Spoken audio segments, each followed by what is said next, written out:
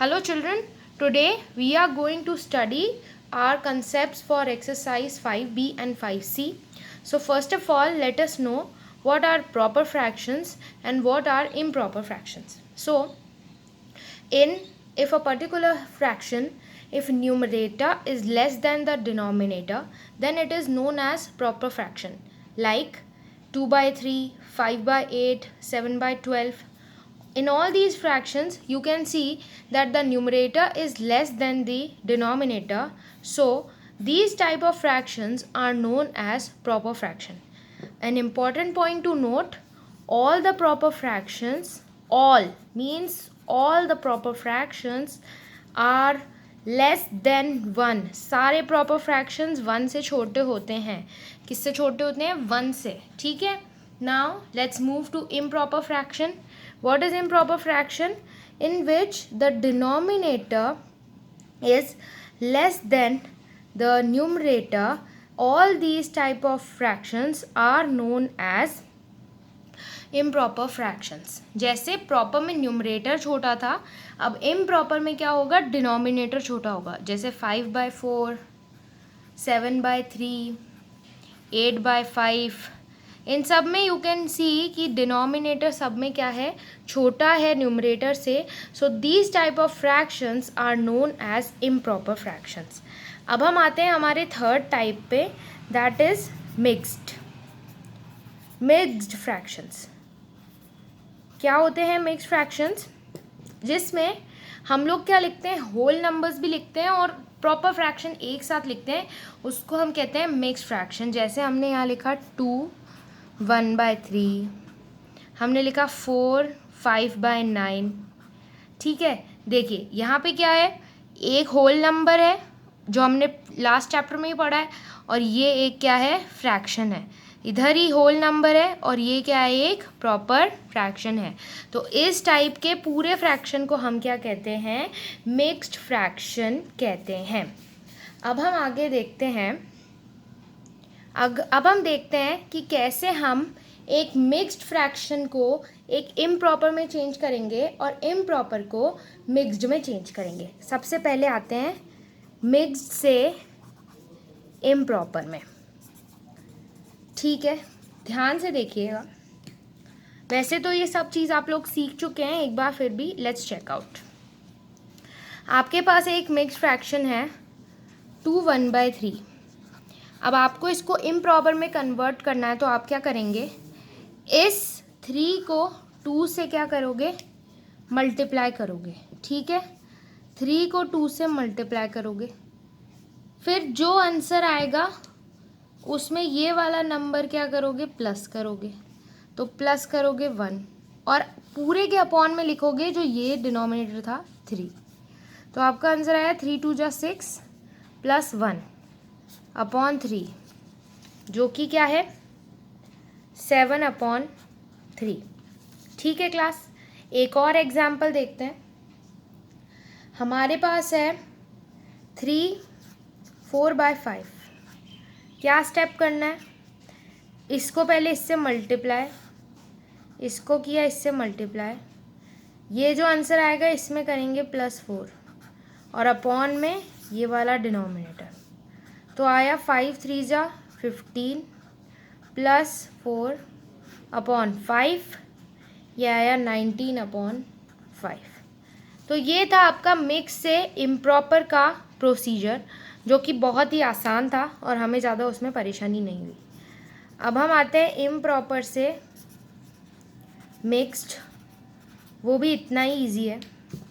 हमने एक एग्जाम्पल लिया 21 अपॉन 4.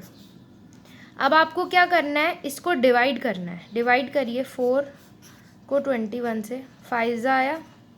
ठीक है. रिमाइंडर बचा 1. अब आपको इम्प्रॉपर से जब हम मिक्स्ड में करते हैं तो मैं आपको एक शॉर्ट ट्रिक बता देती हूँ. आप याद रखिए QRD. क्या याद रखेंगे? QRD.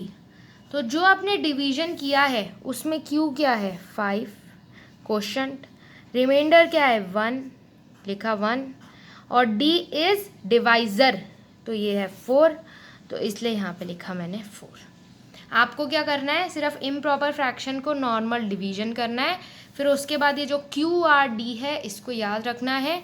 क्यू है हमारा क्वोशंट जो आपने यहाँ लिख दिया 5, आर है मेरा रिमाइंडर जो यहाँ पे लिख दिया 1, और डी है मेरा डिवाइज़र जो कि 4, तो यहाँ लिख दिया हमने 4। तो इतना सा था हमारा मिक्स से इम्प्रॉपर का प्रोसीजर। अब मैं आप लोगों को बताती हूँ कि हम लोग इक्विवेलेंट फ्रैक्शंस में किसी भी नंबर को कैसे कन्वर्ट करते हैं। इक्विवेलेंट फ्रैक्शंस का क्या मतलब है कि 2 या 3 फ्रैक्शंस को अगर हम देखें तो जो उनका एक्चुअल आंसर है वो क्या होगा, सेम ही होगा, इसलिए हम उनको क्या कहते हैं, इक्विवेलेंट फ्रैक्शंस कहते हैं। अब हमें इक्विवेलेंट फ्रैक्शंस कैसे फॉर्म करने हैं वो मैं आप लोगों को सिखाती हूँ।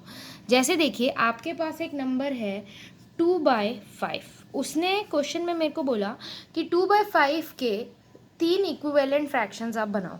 तो आप कैसे बनाओगे, आप करोगे 2/5 मल्टीप्लाई बाय 1/1 नहीं करना है आपको, 2/2 से शुरू करना है, क्योंकि क्या होता है 1 तो करोगे तो 2/5 ही दोबारा आपका आंसर आ जाएगा। तो आप क्या करेंगे 1/1 करेंगे, नहीं करेंगे 2/2 करेंगे।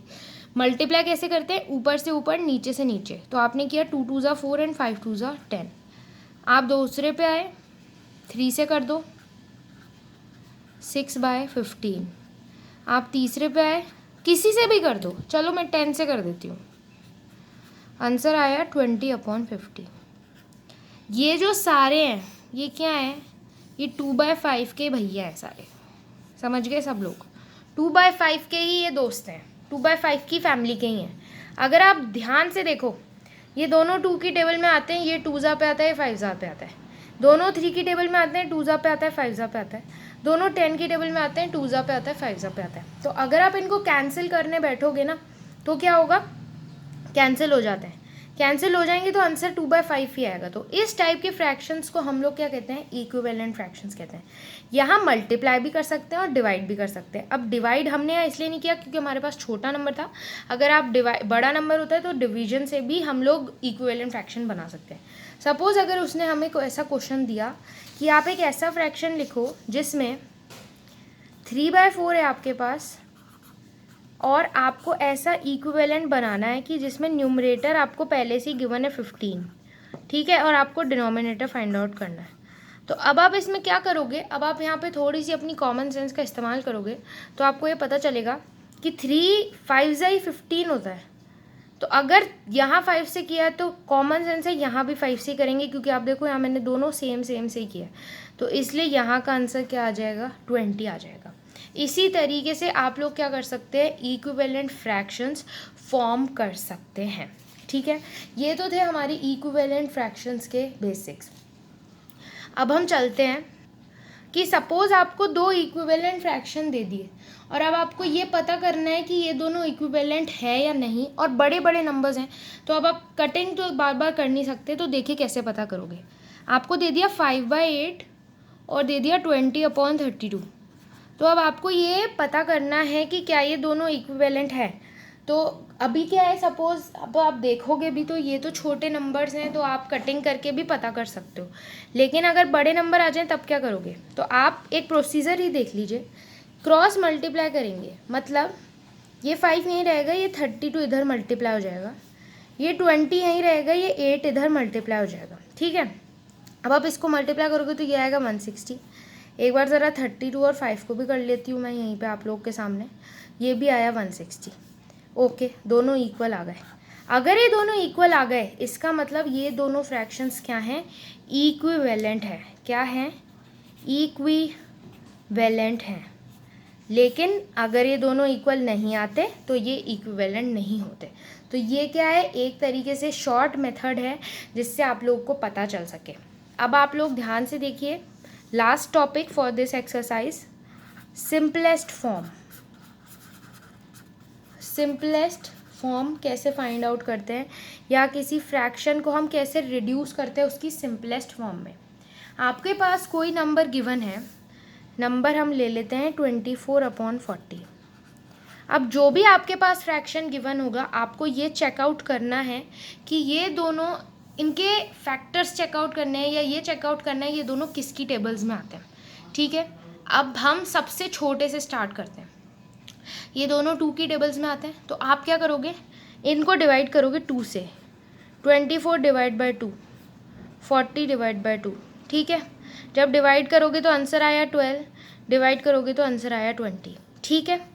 आपको ये सिंपलेस्ट फॉर्म तब तक चलानी है, तब तक कैरी फॉरवर्ड करनी है जब तक कि ये ऐसी फॉर्म में ना बन जाए जहाँ पे क्या हो, ये कटे ही ना बिल्कुल। अब आया 12/20, ये दोनों वापस 2 की टेबल में जाते हैं। लिखो 12 divided by 2, 20 divided by 2, answer आया 6/10, ठीक है। अभी भी ये सिंपलेस्ट फॉर्म में नहीं है, अभी भी दोनों 2 की टेबल से जा सकते हैं। Divide by 2 divide by 2, answer आया 3/5,